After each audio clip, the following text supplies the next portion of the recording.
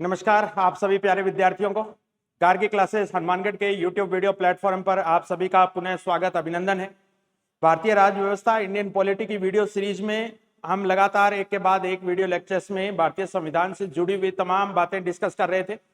इससे पहले हमने भारतीय संविधान का निर्माण संविधान सभा के द्वारा किस प्रकार से किया गया था उस टॉपिक के बारे में डिटेल से चर्चा की थी। इसके बाद हमने भारतीय संविधान की प्रस्तावना और उससे जुड़े हुए तमाम तथ्यों की हमने एक वीडियो लेक्चर में बात की थी। इसके बाद में हमने एक बहुत ही महत्वपूर्ण भारतीय संविधान की अनुसूचियां और भारतीय संविधान में होने वाला संविधान संशोधन किस प्रकार से होता है उसके बारे में भी डिटेल से चर्चा की थी। आज हम भारतीय संविधान में भारतीय संविधान के जो भाग थे उनके बारे में चर्चा शुरू करने जा रहे हैं।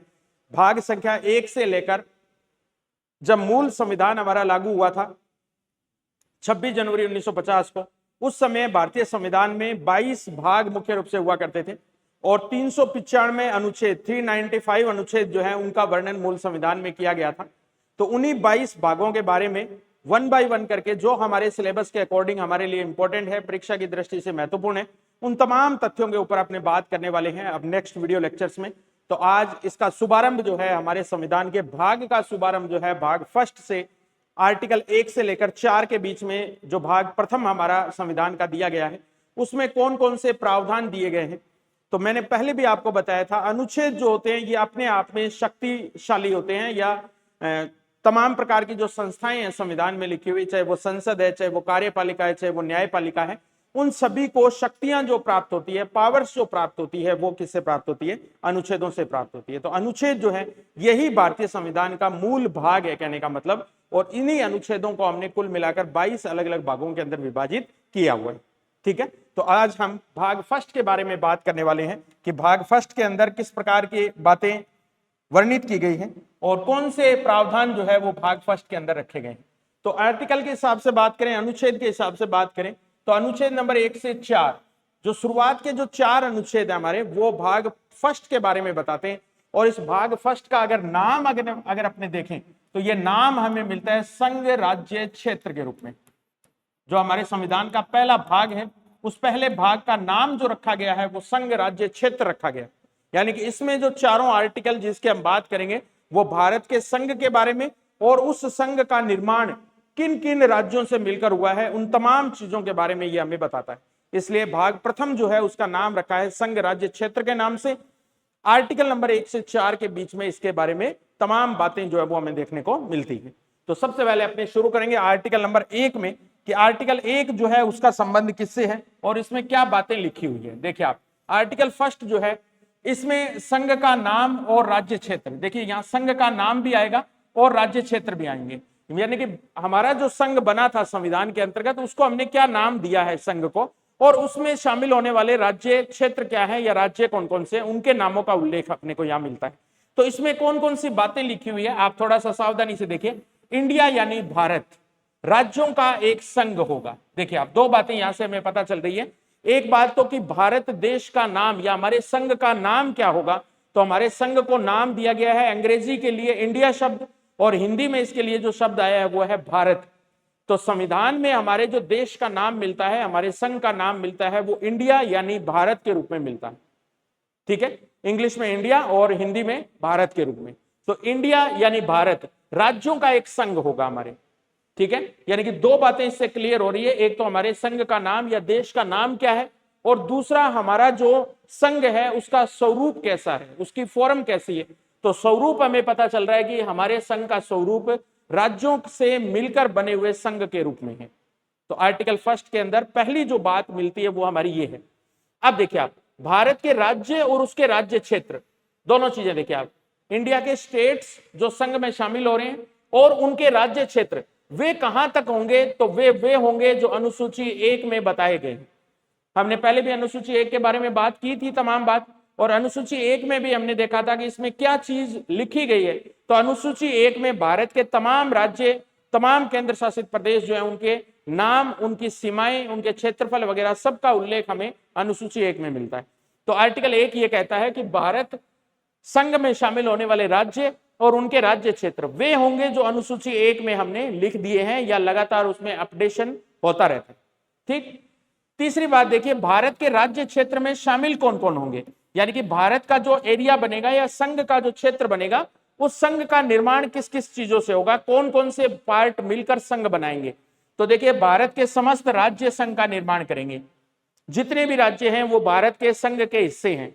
जैसे वर्तमान परिस्थितियों में देखें तो भारत संघ में 28 राज्य शामिल है, हमारे 28 स्टेट्स हमारे संघ का भाग है। इसके बाद में देखिए, संघ राज्य क्षेत्र जिनको हम यूनियन टेरिटरी बोलते हैं, केंद्र शासित प्रदेश जिनको हम बोलते हैं। तो केंद्र शासित प्रदेशों की संख्या हमारे पास कितनी है? 8। तो 28 राज्य और 8 केंद्र शासित प्रदेश, इनसे मिलकर बनेगा हमारा संघ। प्लस इसमें एक चीज और भी ऐड हो सकती है, भारत संघ के द्वारा समय समय पर अगर ऐसे कोई क्षेत्र जो हमारे देश के या हमारे संघ के हिस्से नहीं है, जिनको हमने बाहरी क्षेत्र के रूप में अर्जित किया है, एक्वायर किया है, जैसे मान लो कोई ऐसा एरिया जो हमारे भारत में अब तक नहीं था और उसको बाहर से हमने शामिल किया, चाहे उसका हमने अर्जित करके किया हो, चाहे किसी संधि या समझौते के अंतर्गत उसको हमने शामिल किया हो, वो भारत संघ का क्या कहलाएगा? अर्जित क्षेत्र कहलाएगा। वो भी भारत संघ में शामिल होगा और उसको भी भारत संघ का हिस्सा माना जाएगा। यानी कि भारतीय संघ के राज्य क्षेत्र में 3 चीजें शामिल होगी। भारत के समस्त राज्य शामिल होंगे, भारत के समस्त केंद्र शासित प्रदेश शामिल होंगे, प्लस समय समय पर जब भी कोई ऐसा एरिया जो भारत ने एक्वायर किया है उसको भी भारतीय संघ में प्रवेश दिया जाएगा, वो भी भारतीय संघ का क्या होगा? हिस्सा होगा। तो ऐसे बहुत सारे उदाहरण हमें समय समय पर देखने को मिले हैं जब हमने कुछ दूसरे क्षेत्रों को हमारे संघ के अंदर शामिल किया। मान लो जैसे 1961 से पहले तक गोवा, पांडिचेरी जिसको वर्तमान में पुदुचेरी बोलते हैं अपने, पांडिचेरी, दमन दीव, दादर और नागर हवेली, ये सारे वो पार्ट थे जो भारत संघ में शुरू में शामिल नहीं थे। जब हमारे देश का संविधान बना था और संघ का निर्माण हुआ था, उस समय ये संघ के अंदर शामिल नहीं थे, लेकिन बाद में इनको भारत संघ ने क्या किया? अर्जित किया, और अर्जित करके इनको भारत संघ का हिस्सा बना लिया। तो ऐसे तमाम अर्जित क्षेत्र जो है वो भी भारतीय संघ में शामिल होंगे और भारतीय संघ का क्या होंगे? भाग होंगे। ठीक। और फोर्थ बात जो इंपॉर्टेंट है वो ये है कि भारत का ये जो संघ बन रहा है, जो संघ का निर्माण हो रहा है, जब संविधान निर्माताओं ने इसके लिए संघ शब्द का इस्तेमाल लिया, तो इसके लिए इंग्लिश में जो वर्ड पूरे विश्व में चलता है, पूरे वर्ल्ड में चलता है, वो है फेडरल शब्द। फेडरल या फेडरेशन बोलते हैं अपने इसको। लेकिन भारत में संघ शब्द के लिए इंग्लिश में फेडरल शब्द काम में नहीं लिया गया, बल्कि इसकी जगह जो शब्द काम में आया है वो है यूनियन। हालांकि दोनों का हिंदी में अर्थ एक ही बैठता है, संघ, लेकिन इंग्लिश में दोनों शब्दों के अर्थ अलग अलग है। एक शब्द है हमारे पास फेडरल या फेडरेशन और एक शब्द है हमारे पास यूनियन। अब ये फेडरल और यूनियन का सिस्टम क्या है, इसको अगर अपने समझना चाहें तो विश्व में पहले अमेरिका हो चाहे कोई दूसरे देश हो जो संघीय व्यवस्था को अपनाते हैं, सबसे बड़ा संघीय जो राष्ट्र मानते हैं अपने वो अमेरिका मानते हैं। तो यहां जो संघीय व्यवस्था चलती है उसके लिए जो शब्द काम में आता है वो है फेडरल शब्द, फेडरल वर्ड। लेकिन अमेरिका का ही पड़ोसी देश कनाडा में भी सेम ये संघीय व्यवस्था चलती है, लेकिन वहां जो शब्द काम में लिया जाता है संघ के लिए वो है यूनियन शब्द। तो हमने अमेरिका वाली व्यवस्था को नहीं अपनाया है संघीय व्यवस्था के रूप में, बल्कि हमने कनाडा की संघीय व्यवस्था को फॉलो किया। इसलिए भारतीय संविधान के विदेशी स्रोतों में जब भी बीच बीच में हम बात करेंगे, तब हम अगर ये कहें कि भारत का जो संघीय ढांचा है या भारत की जो संघ की संरचना है वो हमने कहां से ली है, तो वो हमने कनाडा के संविधान से ली। और वो इसलिए ली है क्योंकि हमने फेडरल शब्द की जगह क्या यूज में लिया है? यूनियन शब्द काम में लिया है। अब आप सोच रहे होंगे कि फेडरल काम में ले लेते तो कौन सी बुराई थी, या यूनियन काम में लिया तो हमें कौन सी अच्छाई मिली इसमें। तो इसके पीछे वजह जो बताते हैं अपने या संविधान निर्माताओं की जो सोच थी वो ये थी कि अमेरिका में जो ये फेडरल या संघ बना है, ये संघ आपस में राज्यों ने समझौते करके बनाए हैं। राज्य जो है उन्होंने आपस में एग्रीमेंट करके, आपस में संधियां करके और इस संघ का निर्माण किया।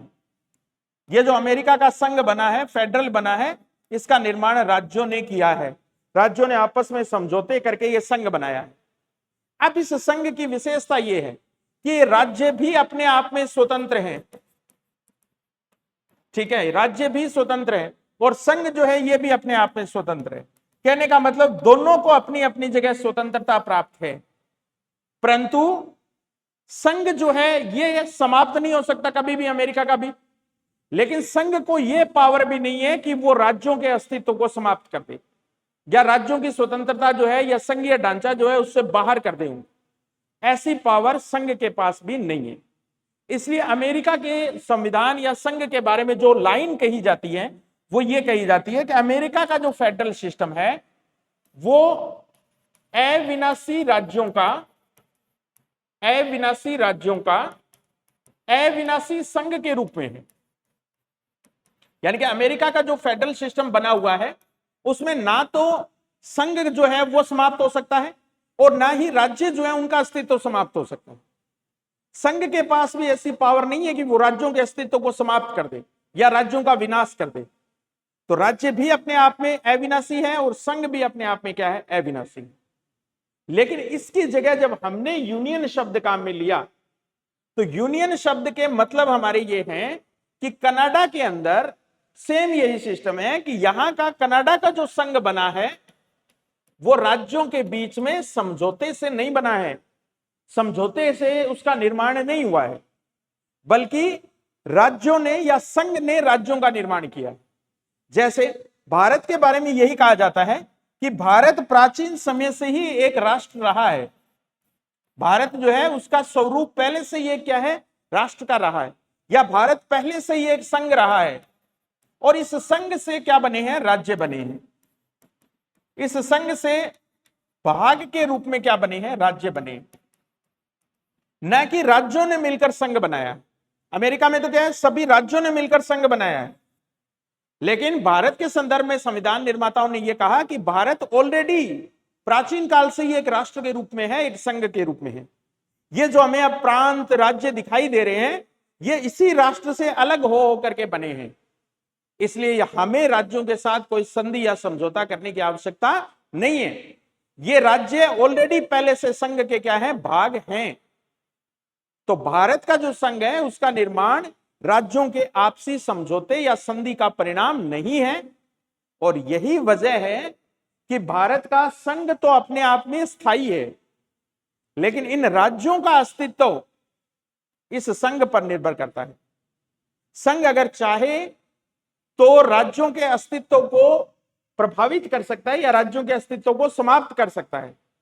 अभी हम देखेंगे, कोई राज्य वर्तमान में राजस्थान एक राज्य के रूप में है, पहले आंध्र प्रदेश एक राज्य के रूप में था, पहले मध्य प्रदेश एक राज्य के रूप में था और उनसे नए राज्यों का निर्माण संघ के द्वारा कर दिया गया।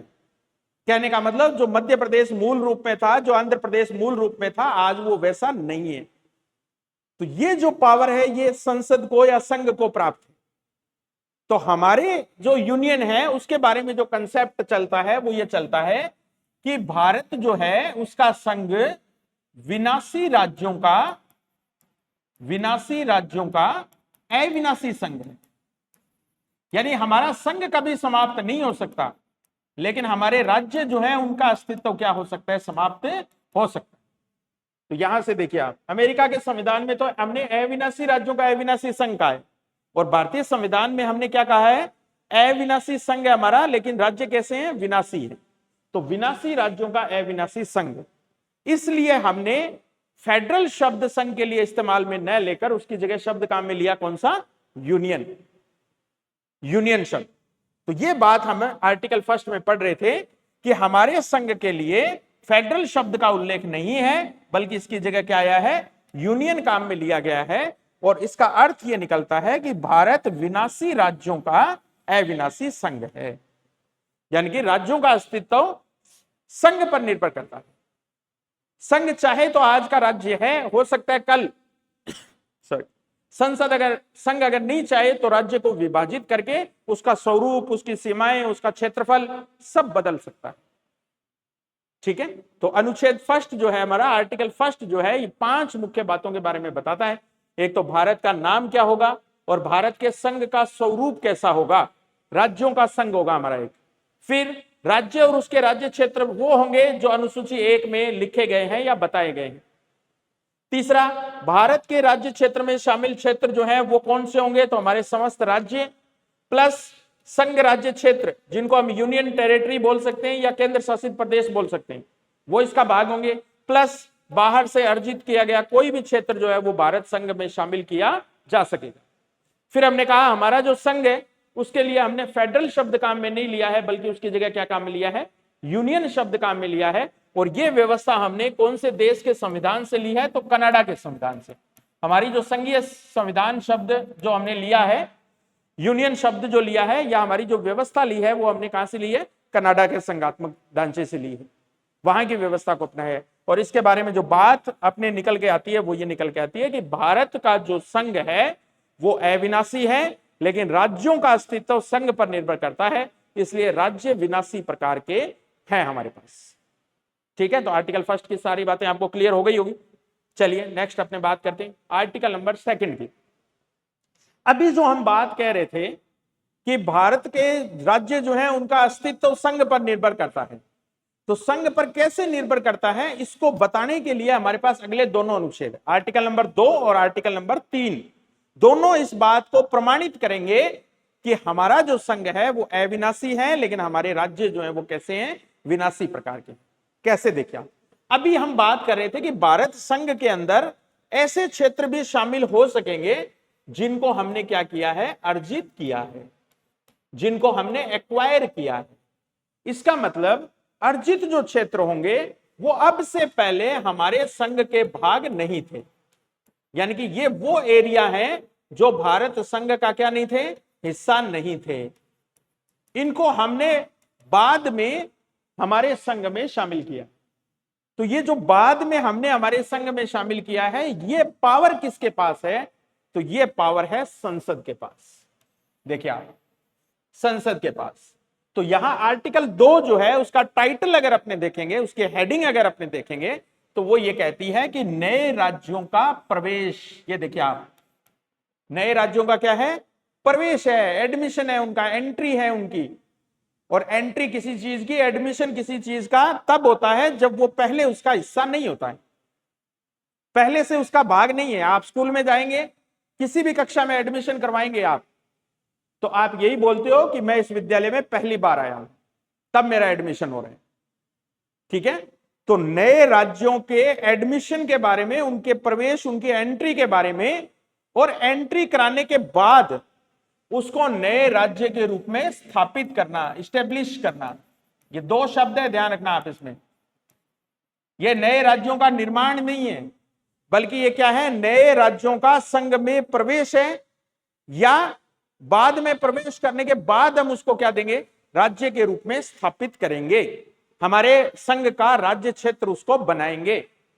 तो यहां दो बातें हैं हमारे पास, भारत संघ में किसी बाहरी क्षेत्र को शामिल करना, यानी कि उसको एंट्री देना, उसका एडमिशन करना, और उसके बाद उसको राज्य के रूप में स्थापित करना।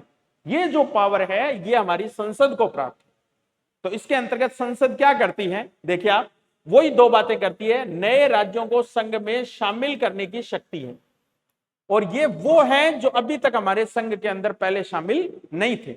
और दूसरी संसद के पास ये पावर है कि वो इन्हीं प्रवेश किए हुए राज्यों को नए राज्य के रूप में क्या कर सकती है, स्थापित कर सकती है, स्टेब्लिश कर सकती है।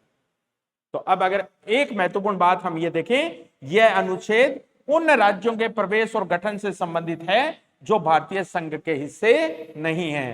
ये इंपॉर्टेंट बात है, ध्यान रखनी है अपने को ये, यानी कि उन बाहरी क्षेत्रों के संबंध में है जो अब तक भारतीय संघ में शामिल नहीं थे, इनको भारतीय संघ में बाद में शामिल किया गया। और इसका बेस्ट एग्जाम्पल जो बैठता है, उदाहरण जो बैठता है, वो बैठता है हमारे पास सिक्किम। सिक्किम जो है, इसको 35वें संविधान संशोधन के द्वारा भारत संघ में सहयुक्त किया गया था, मतलब भारत संघ के साथ इसको जोड़ा गया था, एसोसिएट किया गया था, या मैं ये कह दूं कि भारत में इसको सह राज्य के रूप में शामिल किया गया था। पहले सिक्किम भारत का पूर्ण राज्य नहीं था, इसको जब हमने एक्वायर किया, एक संधि या समझौते के अंतर्गत जब हमने इसको संघ में शामिल किया, तो पहले इसको हमने को स्टेट के रूप में शामिल किया, सह राज्य के रूप में शामिल किया, सहयुक्त राज्य के रूप में शामिल किया। कौन से संशोधन से? 35वें संशोधन से। ये 1974 में हुआ था, 1974 में। और फिर अगले ही साल 1975 में हमने 36वां संविधान संशोधन करके और इसको भारत के एक राज्य का क्या दे दिया, हमने दर्जा दे दिया। तो 1975 में सिक्किम जो है उसको भारत के पूर्ण राज्य का क्या दे दिया गया था, दर्जा दे दिया गया। तो पहले हमने सिक्किम को भारत में एंट्री करवाई, भारत में उसको शामिल किया, प्रवेश दिलवाया, और उसके बाद में उसको हमने क्या कर दिया, नए राज्य के रूप में उसको क्या कर दिया, स्थापित कर दिया। तो ये पावर आपके समझ में आ गई होगी, ये भारत के पहले से बने हुए राज्यों के बारे में नहीं है, ये पावर उन राज्यों के बारे में है जो अभी तक भारतीय संघ का पार्ट नहीं थे, भारतीय संघ का हिस्सा नहीं थे, उनके बारे में ये बात है। क्लियर होगी आपके? चलिए अब आर्टिकल 3 की बात करते हैं। आर्टिकल 3 जो है वो संसद को ही पावर देता है, संसद को ही अधिकार देता है, किसके संबंध में? भारत के राज्य क्षेत्र में पहले से मौजूद राज्य, पहले से मौजूद राज्य। जैसे पहले से मौजूद राज्यों का मतलब है जैसे अभी अपने 28 राज्य और 8 केंद्र शासित प्रदेश, ये हमारे अभी से मौजूद हैं। इनमें संसद कोई परिवर्तन कर सकती है, कोई परिवर्तन कर सकती है। क्या परिवर्तन कर सकती है? पहला, नया राज्य बना सकती है। इनसे नया राज्य बनाएगी तो क्या करेगी? किसी बड़े राज्य को विभाजित कर देगी, या कोई दो छोटे छोटे राज्यों को मिला के एक राज्य बना देगी। दोनों ही काम हो सकते हैं नए राज्य के निर्माण में। तो किसी बड़े राज्य को विभाजित भी कर सकती है, या कोई दो छोटे राज्यों को आपस में मिला के एक राज्य का निर्माण भी कर सकती है। तो ऐसी पावर किसके पास है? संसद के पास। दूसरा, किसी राज्य के क्षेत्र में वृद्धि कर सकती है या कमी कर सकती है। भी नया राज्य बनाए ना, बल्कि राजस्थान का या हरियाणा का कोई एक पार्ट हमें दे दे, या हमारा एक पार्ट हरियाणा को दे दे, तो एक राज्य के राज्य क्षेत्र में तो कमी आएगी आएगी, और दूसरे के राज्य क्षेत्र में क्या होगी? वृद्धि होगी होगी। तो संसद ऐसा भी कर सकती है बिना नए राज्य का निर्माण किए हुए। संसद किसी राज्य की सीमाओं में परिवर्तन कर सकती है, बॉर्डर्स में चेंज कर सकती है, जहां से सीमा रेखा गुजरती है उसमें कोई तब्दीली कर सकती है। राज्यों के नाम में परिवर्तन कर सकती है, नेम चेंज कर सकती है, राज्यों के नाम में परिवर्तन कर सकती है। उत्तरांचल का नाम बदलकर उत्तराखंड कर सकती है, ठीक है। दिल्ली का नाम बदलकर नई दिल्ली किया जा सकता है, पांडिचेरी का नाम बदलकर पुदुचेरी किया जा सकता है। ये वो तमाम उदाहरण है। आंध्र का नाम बदलकर आंध्र प्रदेश किया जा सकता है। यानी कि संसद किसी भी राज्य के नाम में चेंज कर सकती है। तो ये पावर संसद को उन राज्यों के संबंध में है जो पहले से भारत संघ के क्या है, हिस्से या भाग है, ठीक है। तो अब आपके समझ में आ गई होगी ये बात कि अनुच्छेद 2 और 3 में अंतर क्या है। अब ये जो 3 नंबर वाली जो प्रक्रिया संसद के द्वारा जब भी पूरी की जाएगी तो उसमें वो कुछ स्टेप फॉलो करेगी। अब अनुच्छेद 3 के अंतर्गत जब ये काम करने हो, नए राज्यों का निर्माण करना हो, वृद्धि कमी करनी हो, ये सारे काम अगर करने हो तो फिर प्रोसेस क्या होगी, इसकी प्रक्रिया क्या होगी। इस प्रक्रिया को हम 6 अलग अलग स्टेप में समझेंगे। पहली प्रक्रिया क्या है, देखिए फर्स्ट प्रक्रिया क्या है। भारत के राष्ट्रपति के द्वारा संबंधित राज्य या राज्यों से राय मांगी जाएगी, सलाह मांगी जाएगी, एडवाइस मांगी जाएगी। एडवाइस भी मैं नहीं कहूंगा, व्यू कहूंगा इसको इंग्लिश में, व्यू। यानी कि राज्यों का विभाजन अगर किया जा रहा है, किसी राज्य को अगर विभाजित करके नया राज्य बना रहा है, तो उस संबंधित राज्य का व्यू क्या है उसके प्रति, वो उस बात को स्वीकार कर रहा है या अस्वीकार कर रहा है, पहले उसको जान लेना है। तो आपसे सीधा सीधा प्रश्न पूछा जाएगा कि नए राज्यों के निर्माण के दौरान पहली क्रिया कौन सी की जाती है। आर्टिकल 3 के अंतर्गत पहली क्रिया राष्ट्रपति के द्वारा उस राज्य के बारे में या उस राज्य के विधानमंडल के पास यह प्रस्ताव भेजा जाएगा कि आपके राज्य का विभाजन कर रहे हैं या आपके राज्य को मर्ज कर रहे हैं, तो आपका इसके बारे में क्या व्यू है, क्या राय है आपकी, यह राष्ट्रपति सबसे पहले जानेगा। अब जब यह राज्य के पास जाएगा प्रस्ताव, तो वो राज्य विधानमंडल में पेश होगा, राज्य विधानमंडल में आएगा। अब राज्य विधानमंडल चाहे इसको स्वीकार करे चाहे इसको रिजेक्ट करे, कुछ भी कर सकते हैं। राय मांग रहे हैं तो राय तो कुछ भी हो सकती है, पॉजिटिव नेगेटिव दोनों टाइप की हो सकती है। तो उसके द्वारा किसी भी प्रकार की राय दी जाए या न दी जाए, हो सकता है, जरूरी नहीं है कि दे ही, लेकिन राष्ट्रपति जब ये बिल ऐसा भेजता है, ऐसा प्रस्ताव राज्य के पास भेजता है, तो उसके ऊपर नोट लगा देता है कि आपको इतना समय दिया जा रहा है और इस समय के अंदर आप अपना व्यू दीजिए। अगर राज्य और समय की मांग करें तो इस समय अवधि को बढ़ाया भी जा सकता है राष्ट्रपति के द्वारा, लेकिन उस समय के अंदर अगर राय नहीं आती है राष्ट्रपति के पास तो इससे प्रस्ताव पे कोई फर्क नहीं पड़ता है। प्रस्ताव तो आगे निरंतर जारी रहेगा, जो प्रक्रिया आगे फॉलो होनी है वो जारी रहेगी। बस ओनली आप ये समझ लो औपचारिकता के लिए, फॉर्मेलिटी के लिए ये राज्यों से राय मांगने के लिए उनके पास भेजा जाता है। किसके द्वारा? राष्ट्रपति के द्वारा। और ये नए राज्यों के गठन या निर्माण की पहली प्रक्रिया होती है, पहला स्टेप होता है।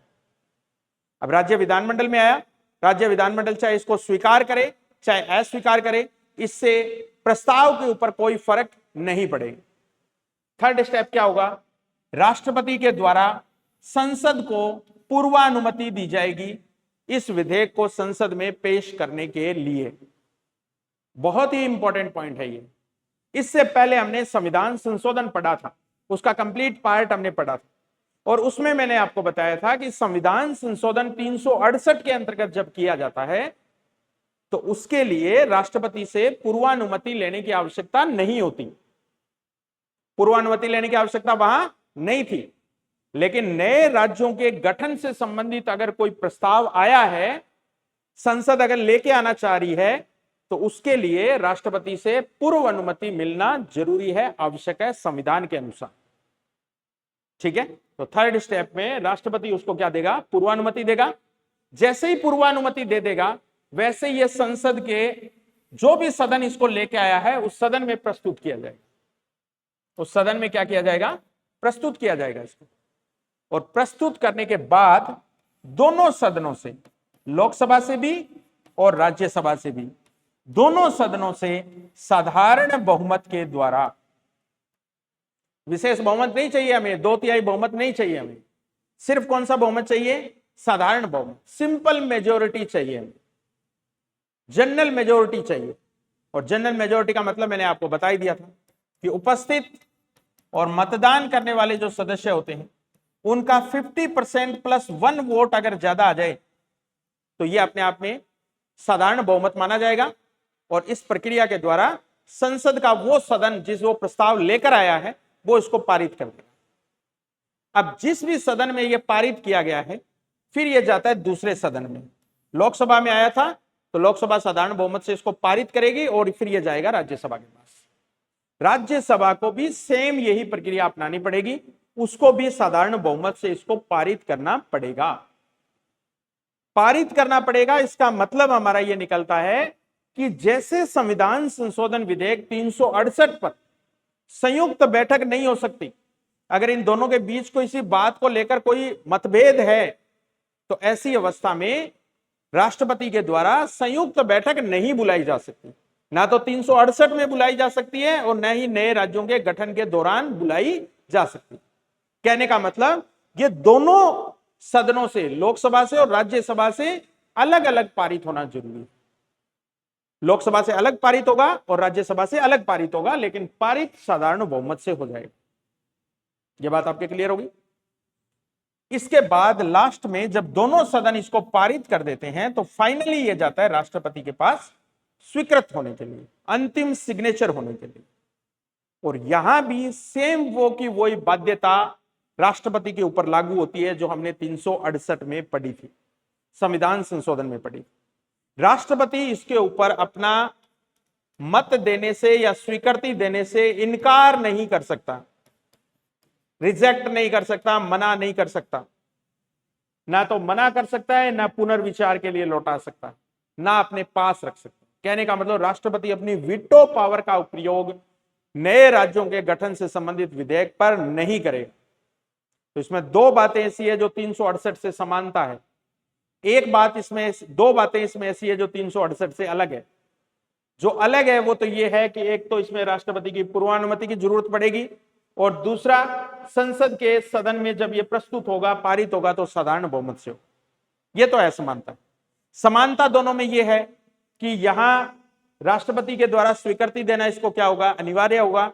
और यहां ज्वाइंट मीटिंग नहीं बुलाई जा सकती, संयुक्त बैठक का आयोजन यहां नहीं किया जा सकता। तो ये दो समानताएं हैं और दो आपको अंतर ध्यान। तो ये पूरी प्रोसेस जब पूरी हो जाती है तो आर्टिकल 3 की प्रोसेस जो है वो क्या हो जाएगी, कंप्लीट हो जाएगी। अब अपनी बात करते हैं आर्टिकल नंबर 4 की। आर्टिकल नंबर 4 देखो, आर्टिकल 4 हमें क्या कहता है?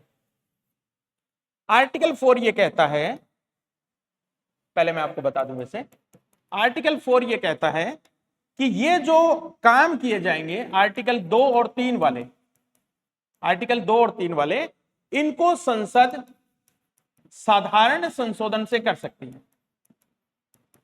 इनके लिए विशेष संशोधन अपनाने की आवश्यकता नहीं है, साधारण विधि के द्वारा ऐसा कार्य किया जा सकता है। यानी कि भारत में नए राज्यों के प्रवेश और वर्तमान जो राज्य हैं इनका पुनर्गठन संसद के द्वारा बिना 368 को अपनाए हुए, बिना विशेष संशोधन की प्रक्रिया अपनाए साधारण संशोधन के द्वारा संसद ऐसा कर सकती है। 368 को अपनाने की जरूरत यहां नहीं है। इसी प्रकार आर्टिकल 4 एक बात और कहता है कि जो अनुसूची 1 है, जिसकी अभी हम बात कर ही रहे हैं, और अनुसूची 4 है जो राज्यसभा सीटों के आवंटन से संबंधित है, इनमें अगर कोई चेंज करना है तो 368 की प्रक्रिया अपनानी जरूरी नहीं है। न तो आर्टिकल 2 और 3 की प्रक्रिया के संबंध में जरूरत है और न ही आर्टिकल अनुसूची 1 और 4 के संबंध में ऐसी जरूरत है। साधारण संशोधन के द्वारा ऐसा संसद इजीली कर सकती है। लेकिन संसद को एक केस में आर्टिकल 368 की प्रक्रिया को फॉलो करना पड़ेगा। कहने का मतलब 368 में दी गई विशेष संविधान संशोधन की प्रक्रिया यहां संसद को अनिवार्य रूप से पालन करनी पड़ेगी। और यह बात तब संसद के लिए अनिवार्य की गई जब 1960 के अंदर हमारे पश्चिमी बंगाल का एक क्षेत्र जिसका नाम था बेरूबाड़ी क्षेत्र, यह बेरूबाड़ी क्षेत्र पाकिस्तान को सौंपा गया। उस समय पाकिस्तानी था, बांग्लादेश तो बाद में बना था 1960 में। तो बेरूबाड़ी वाला जो एरिया जब पाकिस्तान को सौंपा जा रहा था, उस समय सुप्रीम कोर्ट के अंदर इसको लेकर एक विवाद दायर होता है और वो वाद था बेरूबाड़ी संघवाद के नाम से, जिसका जिक्र मैंने संविधान की प्रस्तावना में भी किया कि बेरूबाड़ी संघवाद में सुप्रीम कोर्ट ने यह माना था कि प्रस्तावना संविधान का भाग नहीं है। उसी केस में सुप्रीम कोर्ट एक डिसीजन और दे रहा है कि अगर संसद द्वारा भारत के किसी क्षेत्र को किसी दूसरे देश को सौंपा जा रहा है और इससे भारत के राज्य क्षेत्र में कमी आ रही है, हमारा खुद का जो एरिया है, देश का भौगोलिक क्षेत्रफल है, उसमें क्या आ रही है, कमी आ रही है, तो ऐसा कार्य संसद साधारण बहुमत की प्रक्रिया से नहीं कर सकती। इसके लिए अनुच्छेद 368 की प्रक्रिया फॉलो करनी पड़ेगी। तो संसद जब भी भारत का कोई क्षेत्र किसी दूसरे देश को सौंपे, हमारी संप्रभुता, हमारी एकता, अखंडता प्रभावित हो, तो ऐसे केस में आर्टिकल 368 की प्रक्रिया को अपनाकर संसद ऐसा कार्य कर सकती है। तो जब ये बेरूबाड़ी विवाद उत्पन्न हुआ तो संसद के द्वारा एक संविधान संशोधन पारित किया गया जिसको हम बोलते हैं 9वां संविधान संशोधन, 9th कॉन्स्टिट्यूशन अमेंडमेंट 1960 और इसके द्वारा बेरूबाड़ी वाला जो एरिया था वो हमने किसको सौंपा, पाकिस्तान को सौंपा। और सेम टू सेम ऐसा ही इतने सालों के इतिहास के बाद 55 वर्षों के बाद 2015 में होने जा रहा था जब 100वां संविधान संशोधन पारित किया जा रहा था। 100 पूरी सेंचुरी वाला 100वां संविधान संशोधन पारित कर दिया जा रहा था जब भारत और बांग्लादेश के बीच सीमा विवाद को समाप्त करने के लिए हमने 100वां संविधान संशोधन पारित किया। और भारत और बांग्लादेश की सीमा पर जो जलीय सीमा बनती है वहां कुछ इनक्लेव होते हैं। ऐसे इनक्लेव का मतलब होता है कुछ की सीमाएं अंदर की तरफ जाती है, कुछ की बाहर आती है, कुछ के अंदर जाती है, कुछ की बाहर आती है। तो वो इनक्लेव जो होते हैं जब भी दो देशों के बीच बनते हैं तो वो हमेशा विवाद का कारण रहते हैं। पता नहीं चलता है कि वो इस देश की बॉर्डर में है या दूसरे देश की बॉर्डर में। तो ये सीमा विवाद हमेशा देशों के बीच जहां रहता है जहां इनक्लेव वाले क्षेत्र होते हैं। तो भारत और बांग्लादेश के बीच में भी ऐसा ही था। तो हमने इस सीमा विवाद को समाप्त करने के लिए, नरेंद्र मोदी सरकार जब बनी थी पहली बार, तो उन्होंने 100वां संविधान संशोधन पारित किया और पारित करके इन इनक्लेव की आपस में अदला बदली की। हमने बांग्लादेश को लगभग हमारे 111 इनक्लेव दिए और बांग्लादेश से लगभग 50-60 इनक्लेव लिए। तो ओवरऑल हमारा थोड़ा सा जो क्षेत्र है वो प्रभावित हुआ था, किससे? क्षेत्रफल की दृष्टि से। तो हमने 100वां संविधान संशोधन पारित करके इस सीमा विवाद को क्या किया था? समाप्त किया। तो 9वां संविधान संशोधन बेरुबाड़ी क्षेत्र के बारे में था और 100वां संविधान संशोधन हमारा है वो भारत बांग्लादेश के बीच इनक्लेव के आदान प्रदान को लेकर। तो ये जितने भी तमाम बातें हैं ये हमारी आर्टिकल नंबर कौन बताता है? आर्टिकल नंबर 4 बता, आर्टिकल नंबर 4 बता। ठीक है, तो इसके बारे में अपने अगर थोड़ा सा चर्चा देखें, देखिए यही बात, पहली और चौथी अनुसूची में किए गए परिवर्तनों को संशोधन नहीं माना जाएगा, इनको संशोधन में शामिल नहीं करेंगे अपने। दूसरा, भारत के राज्य क्षेत्र का कोई भी भाग संशोधन के बिना किसी अन्य देश को नहीं दिया जाएगा, जिससे भारत के राज्य क्षेत्र में कमी आती हो। फिर 9वें संविधान संशोधन 1960 के द्वारा हमने बेरुबाड़ी वाला जो एरिया है वो किसको दिया था? पाकिस्तान को दिया था। फिर सामान्य सीमा विवाद जो होते हैं उनको हल करने के लिए, सामान्य सीमा विवाद वो हैं जिनसे हमारा कोई एरिया प्रभावित नहीं होता। सामान्य सीमा विवाद जैसे भारत पाकिस्तान के बीच में, भारत नेपाल के बीच, श्रीलंका के बीच कोई भी विवाद ऐसा, तो उसको तो आराम से सरकार वैसे ही सॉल्व कर सकती है। तो ऐसा संशोधन करने की आवश्यकता नहीं है, इसे मंत्रिमंडल के निर्णय से ही क्या किया जा सकता है? सॉल्व किया जा सकता है। लेकिन शर्त वही है कि इसमें हमारे राज्य क्षेत्र के भूभाग में कोई कमी नहीं आनी चाहिए, कोई क्षति हमारे भूभाग में नहीं होनी चाहिए। और लास्ट बात वही है कि हमने 100वें संविधान संशोधन के द्वारा बांग्लादेश के साथ भूभाग का आदान प्रदान किया था। इसमें हमने, भारत ने बांग्लादेश को टोटल 111 इनक्लेव सौंपे थे और बांग्लादेश से टोटल हमने 61 इनक्लेव क्या किए थे? प्राप्त किए थे। तो हमारे भू क्षेत्र में थोड़ा सा इनक्लेव को लेकर ये जो क्षेत्र में कमी वाला जो सीन बना, तो इसके लिए संसद ने कौन सा संशोधन पारित किया था? 100वां संविधान संशोधन पारित किया था। तो ये अभी तक जो हमने बातें की है वो हमारे संविधान के भाग फर्स्ट आर्टिकल नंबर 1 से 4 के बारे में बात की। अभी इसका सेकंड चैप्टर जो है, सेकंड पार्ट जो है वो पढ़ा है, जिसमें हम भारत के राज्यों के इतिहास के बारे में देखेंगे कि जब हमारा संविधान बना था 1950 में, तब हमारे राज्य कितने थे और ये राज्य जब बने थे तो इनका इतिहास क्या रहा था, कैसे 2019 तक आते आते भारत में, 2020 तक आते आते भारत में राज्यों की संख्या में परिवर्तन हुआ और वर्तमान स्वरूप जो हमारा 28 राज्य और 8 केंद्र शासित प्रदेशों वाला, यहां तक हम कैसे पहुंचे, वो तमाम बातें हम chapter number second, lecture number second में डिस्कस करेंगे आगे नेक्स्ट वीडियो में। तो आज के वीडियो लेक्चर के लिए तो इतना ही। हमारे पास आर्टिकल 1 से 4 का पार्ट रहेगा, बहुत इंपॉर्टेंट पार्ट है। हमेशा इसमें से इवन की आरएस मेंस तक के एग्जाम में इसमें से हमेशा प्रश्न पूछे जाते रहे हैं। और इसका सेकंड पार्ट जो हम करेंगे वो तो फैक्ट के हिसाब से और भी ज्यादा इंपॉर्टेंट पार्ट है, जिसमें से क्वेश्चन पूछे जाने के चांसेस थोड़े ज्यादा रहते हैं। तो मिलेंगे कल अपने नए वीडियो लेक्चर के साथ, तब तक के लिए ऑल द बेस्ट।